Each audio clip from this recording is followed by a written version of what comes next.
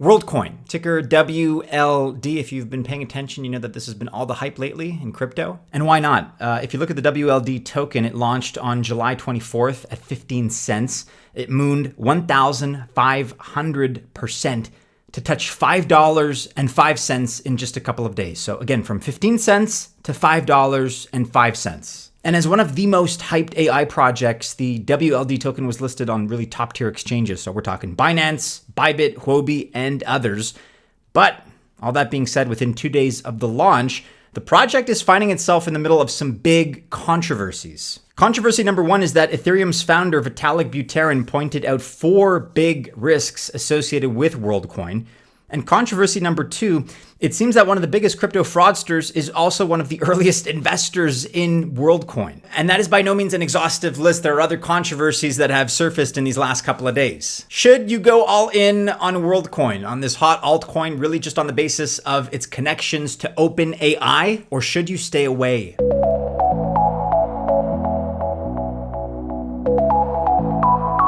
Welcome to the channel, guys. My name is Maddie, and this is Altcoin Buzz. Best of luck if you choose to invest hype coins or otherwise, but you got to remember, I'm not an official financial or investment advisor, and so this video by extension is not official financial or investment advice. Let's talk a little bit about Worldcoin from a macro perspective. Maybe you're hearing about this for the first time. But in a nutshell, after years of developments, Worldcoin, which is the ambitious cryptocurrency and digital ID project, after years in development by openai chief Sam Altman, it just launched on Monday, so a couple of days ago from the time of this video's recording. The project promises to verify users' public identity by scanning their eyes. Kind of dystopian, but it offers a potential way to combat bots and false accounts online. And the Worldcoin protocol launched after migrating to the OP mainnet, previously known as the Optimism Layer 2 blockchain, and the Worldcoin's native token WLD surged on Monday, again, a couple of days ago. The team then released a white paper explaining its tokenomics, and when it comes to this, to be perfectly candid, there are some major red flags that stick out to me from my perspective. I'm going to break that down for you, but before I give my opinion, let's see why Vitalik specifically is calling out Worldcoin as a big risk, and rightfully so, again, from my point of view. We're going to dig down further now into those controversies that I mentioned earlier.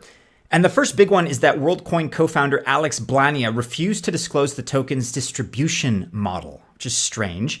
And a video surfaced on Twitter in which Alex Blania, during a recent Bankless interview alongside fellow co-founder Sam Altman, he just refused to respond to the host's question on Worldcoin's token distribution, citing something like the regularity uncertainty in the US as to why he couldn't answer that specifically.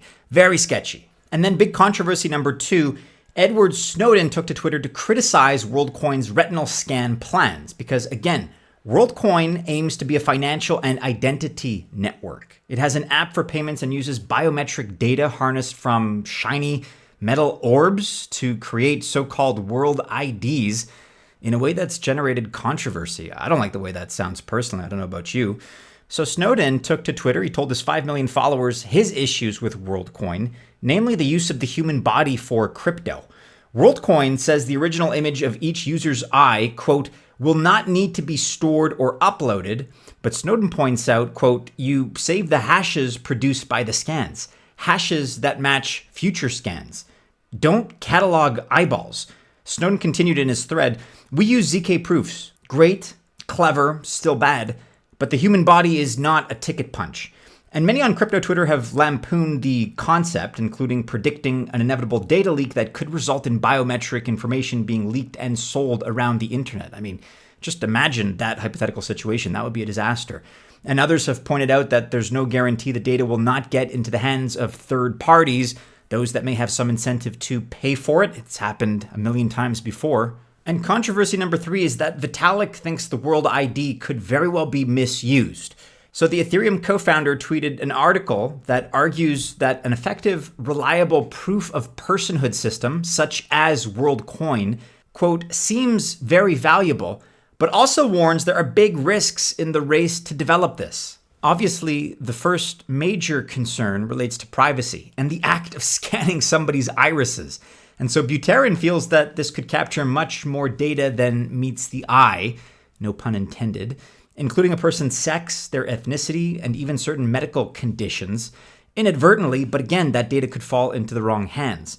And then Vitalik's most practical argument concerns accessibility and exactly how likely it's going to be that everyone who wants a world ID can get one.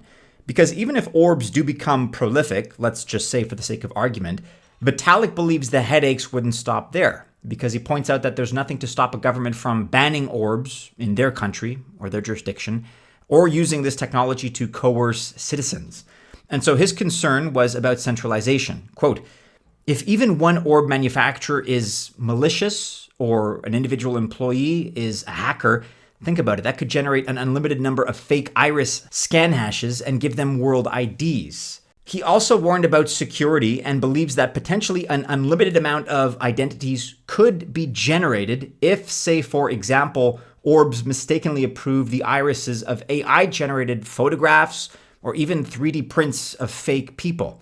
There's also the danger of someone just selling or renting their world ID to someone else or losing it altogether after a hack.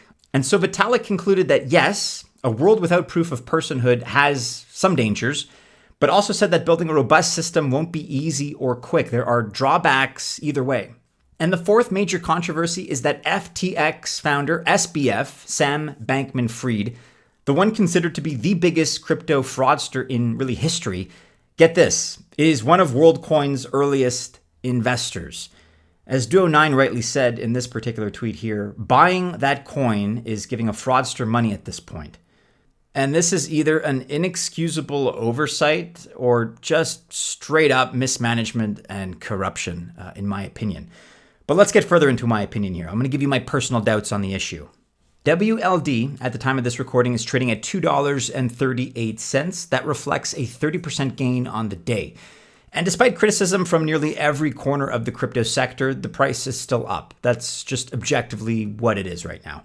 And as a trader, my area of concern is WLD's circulating supply versus its supply cap, because with only 1% of the total supply currently in circulation, with WLD, there is a real dilution risk.